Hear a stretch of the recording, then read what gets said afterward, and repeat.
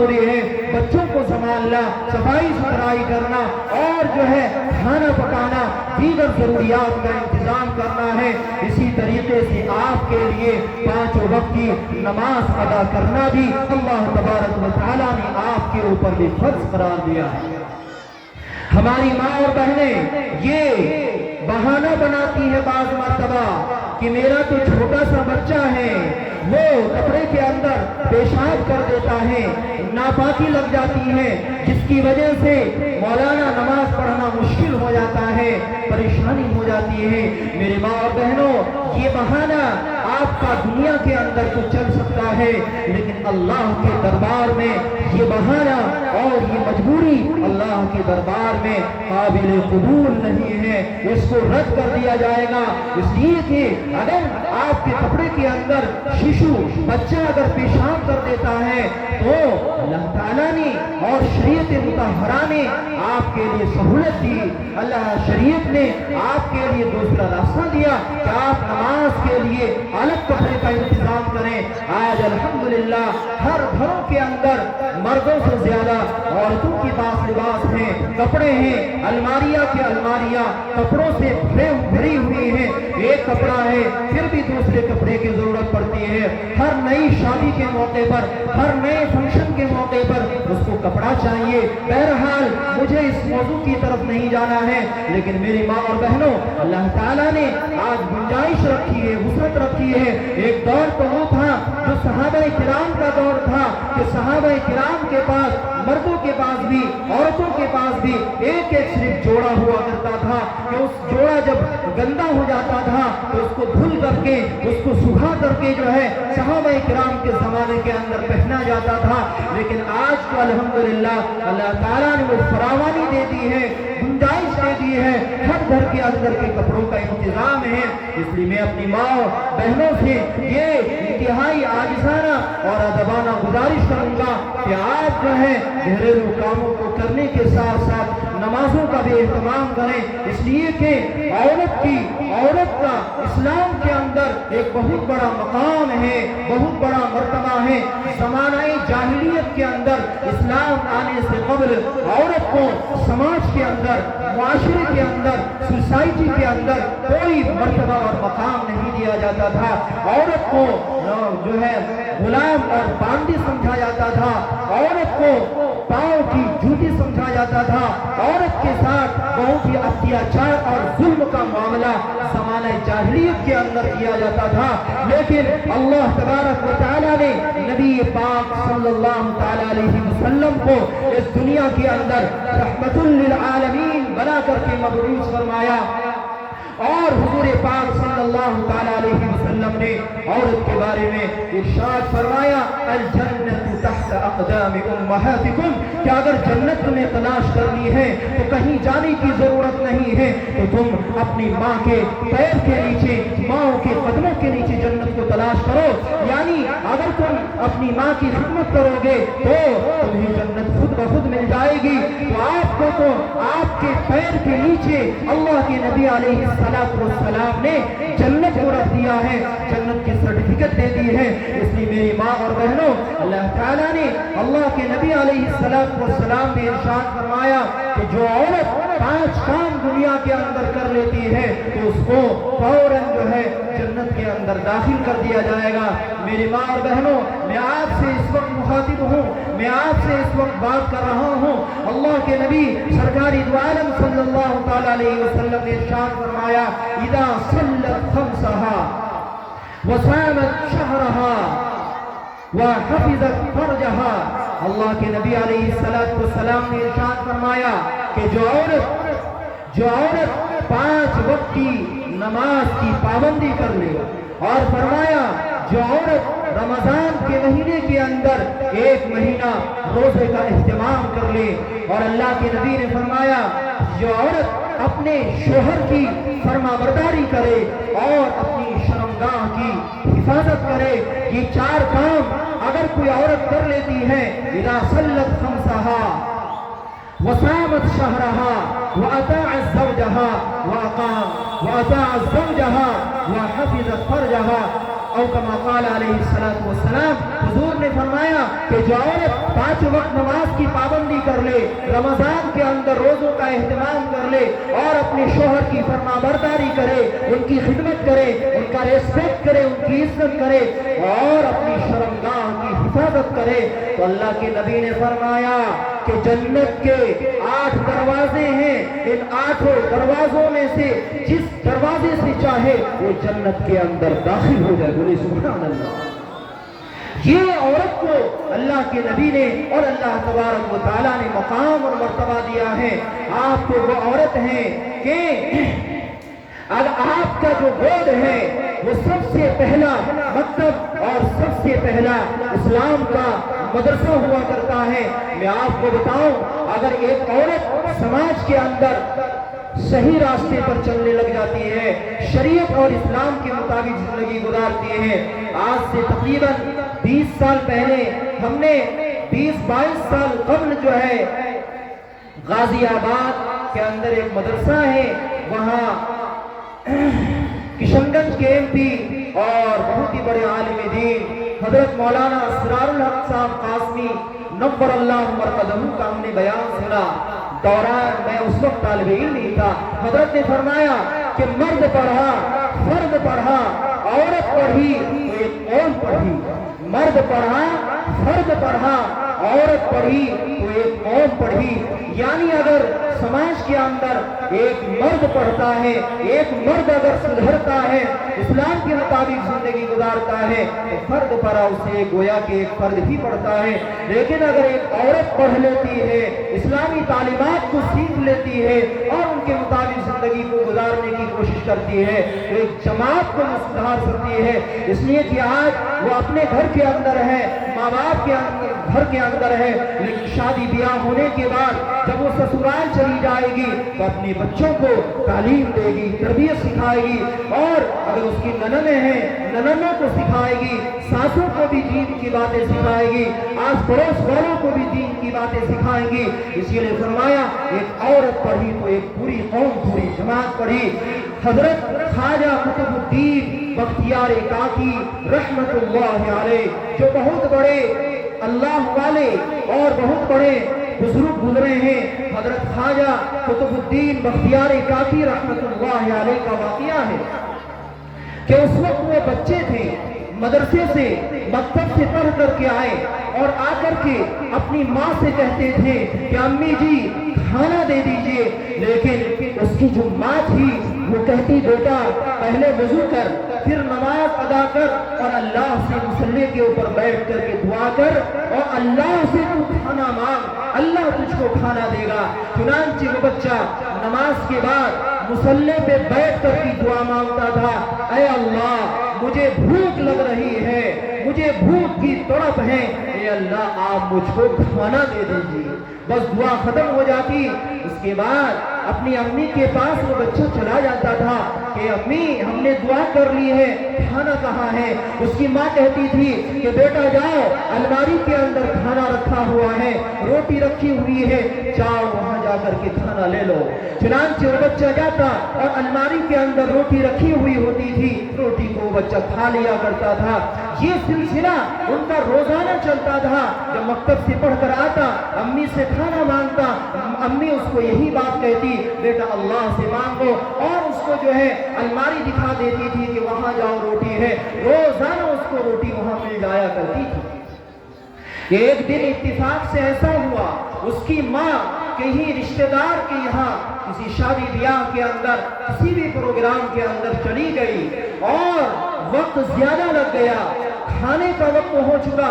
उसके दिल के अंदर ये ख्याल गुजरा कि अब तो मेरा बेटा मदरसा और मकतब से पढ़ करके घर आ गया होगा, मैं तो रोजाना खाना जो है अलमारी के अंदर रखा करती थी, आज तो मैंने खाना रखा नहीं है, लिहाजा मेरा बच्चा دعا کے بعد جب الماری میں کھانا لینے کے لیے جائے گا اسے تو کھانا کچھ ملے گا نہیں۔ لہذا اے اللہ میں آپ سے یہ التجا کرتی ہوں، آپ سے درخواست کرتی ہوں کہ اے اللہ اس بچے کا جو مجھ پر بھروسہ ہے، بلکہ آپ کے اوپر جو بھروسہ ہے، اعتقاد ہے کہ اللہ کھانا دیتا ہے، اے اللہ آج تو اس بچے کو الماری کے اندر کھانا مہیا نہیں ہوگا، ملے گا نہیں۔ اے اللہ آپ جو ہے اس بھروسے کو توڑیے مت، اس اعتقاد کو ختم مت کیجیے، اے اللہ اس کے لیے غیر سے کھانے کا انتظام فرما دیجیے۔ چنانچہ اس کی ماں دیر تاخیر سے گھر آتی ہیں اور آ کر کے اپنے بیٹے سے معلوم کرتی ہیں کہ بیٹا تم نے کھانا کھایا کہ نہیں کھایا؟ وہ بچہ کہتا ہے کہ اے امی ہم نے تو کھانا کھا لیا ہے۔ اس کی ماں کہتی ہے بیٹا تمہیں کھانا کہاں سے ملا؟ وہ بچہ کہنے لگا امی الماری کے اندر روٹی رکھی ہوئی تھی اور اللہ کی قسم آج جو روٹی تھی، آج جو سبزی اور سالن تھا، آج جو کھانا تھا، وہ کھانا اس طرح کا کھانا ہم نے اپنی زندگی کے اندر کبھی کھایا نہیں ہے۔ اتنا لذیذ، اتنا مزیدار، اتنا ٹیسٹ والا کھانا تھا کہ اس طرح کا کھانا آج تک نہ آپ نے بنایا ہے نہ ہم نے اپنی زبان سے کھایا ہے۔ میرے بزرگوں وہ کھانا کہاں سے آیا تھا؟ دراصل وہ کھانا جنت سے جنت سے آیا تھا۔ اللہ تعالیٰ نے جنت سے اس بچے کے لیے کھانے کا انتظام فرما دیا تھا۔ یہ تربیت ہے ماں کا، یہ تعلیم ہے ماں کا، یہ تعلیم اور تربیت ہے جس کے نتیجے میں اللہ تعالیٰ نے اس بچے کو آگے چل کر کے بہت بڑا اللہ والا اور خواجہ قطب الدین بختیار کاکی رحمت اللہ علیہ سے وہ ملقب ہو گیا، دنیا کے اندر وہ پہچانا گیا۔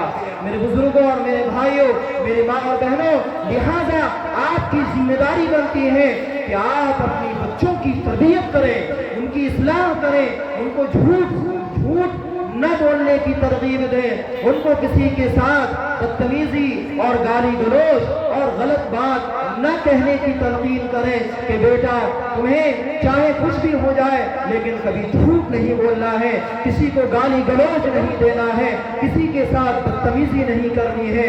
اگر ہماری مائیں اس طریقے سے یہ تربیت کریں گی، بچوں کی اصلاح کریں گی تو انشاءاللہ وہ دن دور نہیں ہے۔ آج بھی ہمارے زمانے کے اندر، آج بھی ہمارے سماج کے اندر وقت کا ولی اور وقت کا قطب ابدال اور اللہ والا ولی اللہ بن سکتا ہے۔ ہمارے ہی علاقے سے بڑے بڑے علماء کرام نکلے ہیں، بڑے بڑے اولیاء کرام ہمارے ہی علاقے سے جنم لیے ہیں۔ آج بھی الحمدللہ بڑے بڑے علماء کرام موجود ہیں۔ بہرحال یہ تو عورتوں کے سلسلے میں باتیں تھی، موضوع میرا اصل یہ تھا کہ اللہ تعالیٰ فرماتا ہے کہ مجھ سے تجارت کرو، مجھ سے تعلق کرو گے تو 3 کام کرنے پڑیں گے۔ سب سے پہلا کام یہ ہے قرآن کریم کی تلاوت کرنی ہے، اور دوسرا کام ہے نماز کا اہتمام کرنا ہے، اور تیسرا جو کام ہے اللہ تعالیٰ فرماتے ہیں وَأَنفِقُوا مِمَّا رَزَقْنَاهُمْ سِرًّا وَعَلَانِيَةً، کہ بندو ہم نے جو تمہیں مال دیا ہے، جو تمہیں دولت دی ہے، اس مال اور دولت کو اللہ کے راستے کے اندر خرچ کیا کرو۔ ہم پورا خرچ کرنے کے لیے نہیں کہتے بلکہ کچھ نہ کچھ حصہ میرے راہ کے اندر بھی خرچ کیا کرو۔ اگر تم 1 روپے خرچ کرو گے تو میں تجھ کو اس 1 روپے کو 700 روپے بنا کر کے پیش کروں گا، بلکہ اس سے بھی زیادہ میں تم کو دے دوں گا۔ میرے بھائیوں، بزرگوں اور دوستوں، یہ دولت اور یہ مال، یہ پیسے جو ہمارے اور آپ کے پاس ہیں، یہ ہمارے نہیں ہیں بلکہ یہ اللہ تعالیٰ کے ہی دیے ہوئے ہیں۔ اس لیے ہمیں اور آپ کو چاہیے کہ اس طریقے سے ہم دیگر عبادتوں کا اہتمام کریں۔ ہمارے گھروں کے اندر کوئی فقیر آ جاتا ہے، کوئی سائل آ جاتا ہے، کوئی مدرسے کا نصاب چندہ کرنے کے لیے آ جاتا ہے تو ہم ان کے ساتھ عزت کے ساتھ پیش آئیں، اکرام کے ساتھ، احترام کے ساتھ پیش آئیں، بٹھائیں، چائے پلائیں، ان کو جو ہے ان کا تعاون کریں۔ ان کا تعاون نہیں بلکہ آپ جو ہے اپنا فرض نبھا رہے ہیں، آپ جو ہے اپنی ذمہ داری کو نبھا رہے ہیں، لہذا آپ ان کا تعاون کریں، ان کی خدمت کریں اور ان کی بھرپور اکرام اور احترام کیا کریں۔ میرے بزرگوں اور بھائیوں، اللہ تبارک و تعالیٰ نے اس دنیا کے اندر اتنے بڑے بڑے اولیاء کرام کو پیدا فرما دیا ہے. اگر ان اولیاء کرام کو واقعات کو بیان کیا جائے رات ختم ہو سکتی ہے, بیانات کا سلسلہ بند ہی نہیں ہو سکتا ہے, لیکن اولیاء کرام اور بزرگان دین کے جو واقعات ہیں ان کو کما حق بیان کیا ہی نہیں جا سکتا ہے. میرے بزرگوں اور بھائیوں, آج سے 1450 سال قبل ہم سب کے آقا و مولا جناب رسول اللہ صلی اللہ تعالی علیہ وسلم نے, بلکہ اللہ تعالیٰ نے ہمارے نبی سے جو وعدہ لیا تھا, 3 وعدے لیے تھے, وہ 3 وعدے میں گنا کر کے آپ سے میں رخصت ہونا چاہوں گا انشاءاللہ. اللہ تعالیٰ نے جبرائیل امین کو حضور پاک علیہ السلام کے پاس بھیج کر کے فرمایا, اے جبرائیل امین, جاؤ کالی کملی والے آقا کے پاس, جاؤ شہنشاہ بطحا کے پاس, جاؤ تاجدار مدینہ کے پاس, جاؤ محمد عربی کے پاس اور جا کر کے کہو لا تحرک به لسانک لتعجل به. اے محمد, اے نبی, آپ قرآن کریم کو یاد کرنے کے لیے, اس کو سینے کے اندر محفوظ کرنے کے لیے آپ زبان کو جلدی جلدی حرکت دیا کرتے ہیں. اے محمد, آپ اپنی زبان کو جلدی جلدی ہلایا مت کیجیے, حرکت مت دیجیے. کیوں؟ ان علینا جمعہ و قرآن, اس لیے کہ قرآن کریم کی حفاظت کرنا, اس کو یاد کروانا یہ میری ذمہ داری ہے, یہ تمہاری ذمہ داری نہیں ہے. انا نحن نزلنا الذکر وانا له لحافظون. اللہ فرماتا ہے کہ ہم نے قرآن کریم کو اتارا ہے, ہم ہی اس کی حفاظت کریں گے. اس لیے اے محمد, تم جلدی جلدی زبان کو حرکت مت دیا کرو قرآن کریم کو یاد کرنے کے لیے, اس لیے کہ قرآن کو یاد کروانا یہ تم میری ذمہ داری ہے, تمہیں ٹینشن لینے کی ضرورت نہیں ہے. تو قرآن کی حفاظت کا وعدہ خود رب کائنات نے لے لیا ہے. اللہ نے توریت کو بھی نازل کیا, انجیل اور زبور کو بھی, اور دیگر آسمانی کتابوں کو بھی نازل فرمایا.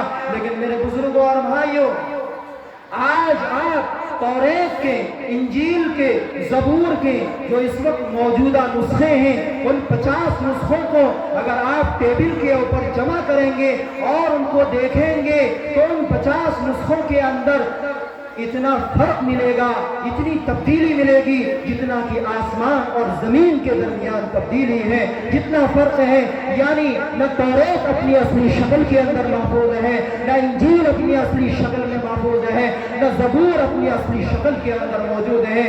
یہ قرآن کریم کا ہی کھلا ہوا معجزہ ہے کہ قرآن کریم 1400 سال سے لے کر کے آج تک اور صبح قیامت تک, جب تک یہ سورج چمکتا رہے گا, جب تک کائنات کا نظام چلتا رہے گا, جب تک چاند چمکتا رہے گا, اور جب تک آسمان کے اندر ستارے جگمگاتے رہیں گے, جب تک اس دنیا کا نظام چلتا رہے گا, انشاءاللہ قرآن کریم کے اندر ذرہ برابر بھی کوئی تبدیلی نہیں آ سکتی ہے. نہ کسی زیر و زبر میں, نہ کسی نقطے کے اندر, کسی چیز کے اندر کمی نہیں آ سکتی ہے. اگر کوئی قرآن کے اندر کمی بیشی کرنا چاہے گا, قرآن کو ناپاک اور سازشی نعوذ باللہ قرآن کو ختم کرنے کی پلاننگ کرے گا, تو اللہ کی قسم وہ ختم ہو سکتا ہے. لیکن قرآن کریم جو اللہ کا معجزہ ہے اور یہ ابدی کتاب ہے, یہ قرآن کریم کبھی بھی ختم نہیں ہو سکتا ہے. آپ نے نام سنا ہوگا وسیم رضوی کا, جو پہلے اس کا نام تھا, اب تو اس نے جو ہے اپنا نام چیلنج کر لیا. اس نے کہا کہ قرآن کریم کے اندر کچھ آیاتی جہاد ہیں, لہذا ان آیتوں کو نکال دینا چاہیے, اور نکال کر کے نعوذ باللہ دوسرا قرآن کریم کا ایڈیشن دنیا کے اندر چھپانا چاہیے. بہرحال اللہ کی اتنی فٹکار اور اتنی لعنت ہوئی اس بندے کے اوپر, ملعون کے اوپر, کہ وہ جو ہے اسلام کو چھوڑ کر کے مرتد ہو گیا اور اس نے کفر کو اختیار کر لیا. میرے بزرگوں اور بھائیوں, جس نے قرآن کریم کو مٹانے کی ناپاک کوشش کی وہ خود مٹ گیا, وہ ختم ہو گیا, اس کا کوئی نام لینے والا نہیں ہے. میرے بزرگوں اور بھائیوں, یہ وہی قرآن کریم ہے. اللہ تبارک و تعالیٰ نے نبی پاک صلی اللہ علیہ وسلم سے جو دوسرا وعدہ لیا تھا, فَإِذَا قَرَأْنَاهُ فَاتَّبِعْ قُرْآنَهُ, کہ قرآن کریم کی تفسیر اور اس کا معنی اور اس کا ترجمہ اور اس کے مطالب کی حفاظت کرنا یہ بھی میری ذمہ داری ہے۔ اللہ کہتا ہے کہ قرآن کریم کی جو معانی ہیں، ان کی مطالب ہیں، ان کی تفسیر ہے، ان کے ترجمے ہیں، ان کی حفاظت کرنا، ان کو محفوظ رکھنا یہ بھی خود میری ذمہ داری ہے۔ یہ اللہ نے حضور پاک صلی اللہ علیہ وسلم سے وعدہ لیا۔ اور تیسرا وعدہ اللہ تعالیٰ نے نبی پاک صلی اللہ علیہ وسلم سے لیا تھا کہ قرآن کریم کے پڑھنے کا جو انداز ہے اس انداز کی حفاظت کرنا یہ بھی خود میری ذمہ داری ہے۔ میرے بزرگوں اور بھائیوں، قرآن کریم آپ کے مدرسے کے اندر، مدرسہ تعلیم القرآن قصبہ دھنتولے کے اندر، اسی مدرسے کے اندر قرآن کریم کی تلاوت کی جاتی ہے، بچوں کو قرآن سکھایا جاتا ہے اور دین کی باتیں سکھائی جاتی ہے۔ یاد رکھو مسلمانوں، یہ مدرسے دین کے مضبوط قلعے ہیں۔ یہ مدرسوں کے اندر پڑھانے والے کم تنخواہوں کے اندر 8,000 10,000 7,000 6,000 قلیل تنخواہ کے اندر پڑھانے والے، بوریوں کے اندر، پھٹی ہوئی چٹائیوں کے اندر پڑھانے والے یہ مدرسین اساتذہ کرام ہیں۔ آج یہی وہ اساتذہ کرام ہیں، یہی وہ علماء کرام ہیں، قرائے کرام اور حفاظ نظام ہیں کہ جن کی وجہ سے آج حکومت ڈر رہی ہے، دنیا کی باطل طاقتیں ان سے خوف کھائی ہوئی ہیں اور یہ دہشت کے اندر ہے کہ اگر ہمیں کوئی برباد کر سکتا ہے تو یہ مدرسے والے ہی ہم کو ختم کر سکتے ہیں۔ اس لیے دن بدن مدرسوں کے اندر سے جو ہے شوشے نکالے جا رہے ہیں، ان کی کمی کوتاہیاں نکالی جا رہی ہیں، مدرسوں کو نعوذ باللہ دہشت گردی کا اڈا قرار دیا جا رہا ہے۔ تو اس لیے کہ ان کو یہ خوف ہے، یہ ڈر ہے، یہ وحشت ہے، یہ دہشت ہے کہیں ان مدرسوں کی وجہ سے ہمارا جو ہے تختہ پلٹ نہ جائے۔ یہی وہ مدرسین ہیں جو آپ کے بچوں کو، آپ کی بچیوں کو قرآن کریم کی تعلیم دیتے ہیں، دین سکھاتے ہیں، ایمان سکھاتے ہیں، اسلام سکھاتے ہیں۔ میرے بزرگوں اور بھائیوں، لہذا آپ کی ذمہ داری بنتی ہے کہ مدارس کا تعاون کریں، ان کی خدمت کریں۔ بطور خاص آپ کا جو یہ مدرسہ ہے، اس مدرسے کا تامے درمے سب ہونے ہر موقع کے اوپر اور ہر موڑ کے اوپر مدرسے کا تعاون کریں۔ میرے بزرگوں اور بھائیوں، باتیں تو بہت ساری ہیں لیکن چونکہ وقت بھی ختم ہونے کے قریب ہے، بس 2-4 منٹ جو ہے میرا وقت رہ گیا ہے۔ میں کوشش کروں گا کہ ان 2-4 منٹوں کے اندر اپنی موضوع کو سمیٹ لوں۔ میرے بھائی بزرگوں اور دوستوں، آپ نے نام سنا ہوگا سرزمین روس کا۔ روس ایک ایسا ملک گزرا ہے، بلکہ آج بھی ہے، جہاں مسلمانوں نے 1000 سال تک حکومت کی۔ میں آپ کو ایک بات بتلا دوں کہ اس پوری دنیا کے اندر 2 ملک ایسے ہیں جہاں مسلمانوں نے لمبے عرصے تک حکومت کی، مسلمانوں کا دبدبہ رہا ہے، مسلمانوں کا پرچم اسلام کا پرچم رہا ہے۔ سب سے پہلا ملک روس ہے۔ روس کے اندر 1000 سال تک مسلمانوں نے حکومت کی ہے، جہاں قرآن اور شریعت کے مطابق پورے ملک کے اندر شریعت کے مطابق زندگی گزاری جاتی تھی۔ سب مردوں کے چہروں کے اوپر داڑھیاں، عورتیں جو ہیں پردے کے اندر۔ بہرحال اسی طریقے سے دوسرا ملک اور دوسرا دیش یہ آپ کا دیش ہے، بھارت ہے، ہندوستان ہے، جہاں مسلمانوں نے 750 سال تک حکومتیں کی ہیں اور اپنا رعب و دبدبہ اس ملک کے اندر قائم رکھا ہے۔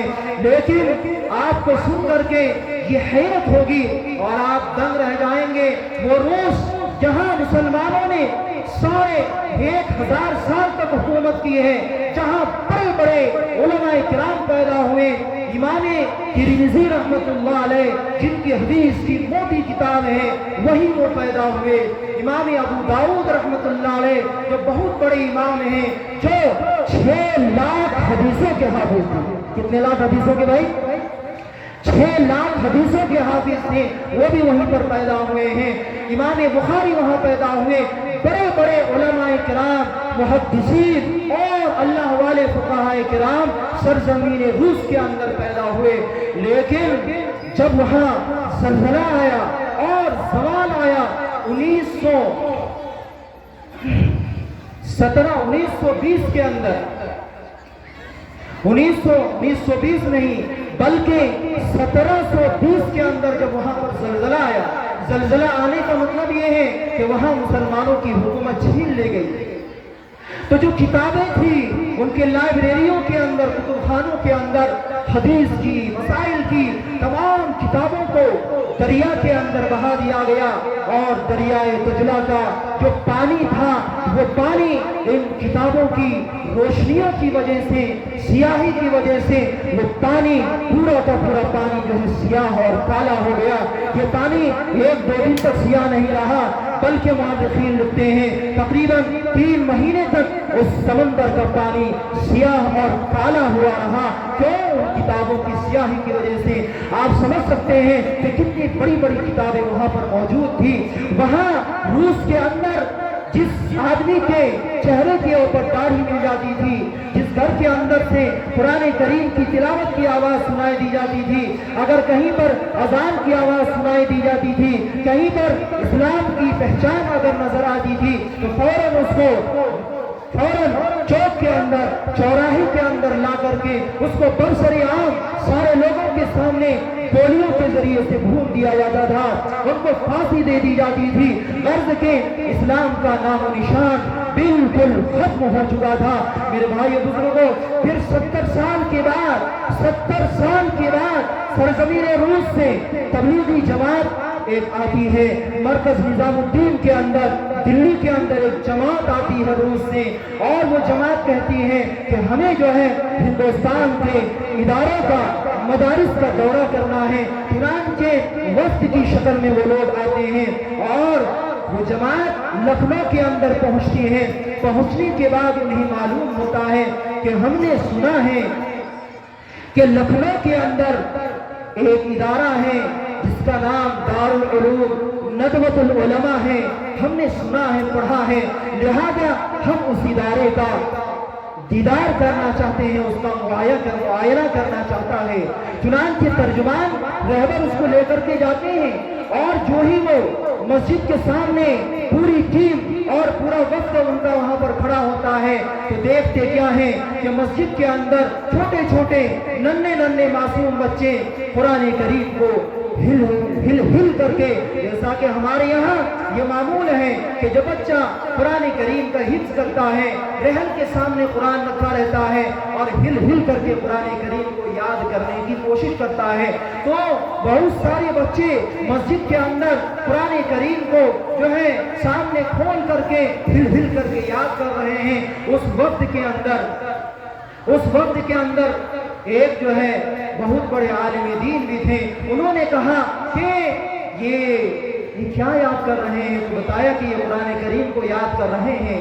تو انہوں نے کہا کہ ہماری جماعت کے اندر بھی الحمدللہ چھوٹے چھوٹے ننھے معصوم بچے ہیں جو آپ کو قرآن کریم سنانا چاہتے ہیں، اگر اجازت ہو تو ہم قرآن کریم ان بچوں کے ذریعے سے آپ کو سنوا دیتے ہیں۔ کہا کہ ضرور سنائیے۔ چنانچہ ان بچوں نے قرآن کریم کی اتنی بہتر انداز کے اندر تلاوت کی کہ مجمع کے اندر جتنے سارے لوگ تھے، سارے کے سارے لوگوں کے آنکھوں سے آنسو بہنے لگے، اور سب لوگوں نے کہا مفتی اعظم سمرقند، مفتی اعظم روس، آپ بتائیے، ہم نے تو یہ سنا تھا، ہم نے تو یہ کتابوں کے اندر پڑھا تھا، کیا آپ کے ملک سے اسلام کا نام و نشان بالکل ختم کر دیا گیا ہے، لیکن یہ بچے آج کیسے قرآن کریم کو پڑھ رہے ہیں؟ مفتی اعظم سمرقند نے کہا کہ حضرت، اصل بات یہ ہے کہ یقیناً ہمارے ملک سے اسلام کو بالکل ختم کر دیا گیا تھا، لیکن جب اس کے بعد دوسری نسل روس کے اندر پیدا ہوئی، ہم نے حوصلے کو نہیں ہارا، ہمت نہیں ہاری، حوصلے کو ہم نے توڑا نہیں، بلکہ ہم نے جو ہے اسلام کو دوبارہ پھر پھیلانے کے لیے، اس کو دنیا کے اندر اشاعت کرنے کے لیے ہم کوشش میں لگ گئے۔ چنانچہ ہم نے طریقہ یہ اپنایا کہ ہم ایک مصنوعی قبر جو ہے بنایا کرتے تھے، ایک گڈھا کھودتے تھے، اس کے اندر ہمارا جو حافظ قرآن ہوتا تھا اس قبر کے اندر چلا جاتا تھا، اور 2-4 بچوں کو لے کر کے جایا کرتا تھا، اس قبر کے اندر موم بتی شمع جلاتا تھا، اور بچوں کو وہ ہمارا حافظ قرآن کریم سکھایا کرتا تھا، اور اس کا نتیجہ یہ ہوا، اس محنت کا نتیجہ یہ ہوا کہ اگر سرکاری لوگوں کو اس بات کا علم ہو جاتا کہ یہ لوگ جو ہے قرآن کریم کو سیکھ رہے سکھا رہے ہیں تو فوراً ہم کو اریسٹ کر لیا جاتا، لیکن جب کوئی سرکاری آدمی آتا فوراً ہم اپنے حافظ کو بچوں کو قبر سے جو ہے نکال کر کے اوپر کر لیتے اور قبر کو مٹیوں سے ڈھانپ دیا کرتے تھے۔ پھر جب وہ سرکاری عملہ وہاں سے چلا جاتا تو پھر دوبارہ مٹیوں کو نکال کر کے ہمارا حافظ اپنے بچوں کو لے کر کے وہاں چلا جایا کرتا تھا۔ اس طریقے سے ہم نے قرآن کریم کا بچوں کو حافظ بنایا ہے، اور آپ کو یہ جان کر کے یہ خوشی ہوگی، مفتی صاحب نے بتلایا کہ جو بچہ پہلے 3 سال کے اندر حافظ قرآن بنا کرتا تھا، آج الحمدللہ ہمارے ملک کے اندر وہی بچہ آج 3 مہینے کے اندر حافظ قرآن بن جایا کرتا ہے۔ جو بچہ جس گاؤں کے اندر پہلے 3 حافظ ہوا کرتے تھے، 30 حافظ ہوا کرتے تھے، آج اس گاؤں کے اندر 300 حفاظ کرام موجود ہیں۔ یہ محنت کا نتیجہ ہے۔ میرے بزرگوں اور بھائیوں، میرے خیال سے وقت بھی پورا ہوتا چلا جا رہا ہے میرے بھائیوں، اس لیے ہم اور آپ اس بات کا اہتمام کریں، اس بات کی کوشش کریں کہ ہم اللہ کے سامنے رونے والے بندے بن جائیں، اس لیے کہ جب تک ہم روئیں گے نہیں، اللہ کے سامنے گر گرائیں گے نہیں، اپنے گناہوں کی معافی تلافی نہیں کریں گے، میرے بزرگوں، ہمیں اور آپ کو کامیابی نہیں مل سکتی ہے۔ جو باتیں اس وقت کہی گئی ہیں، اللہ تبارک و تعالیٰ سے دعا ہے کہ اللہ تعالیٰ ہمیں اور آپ کو کہنے سننے سے زیادہ عمل کرنے کی توفیق عطا فرمائے۔ وآخر دعوانا الحمدللہ رب العالمین۔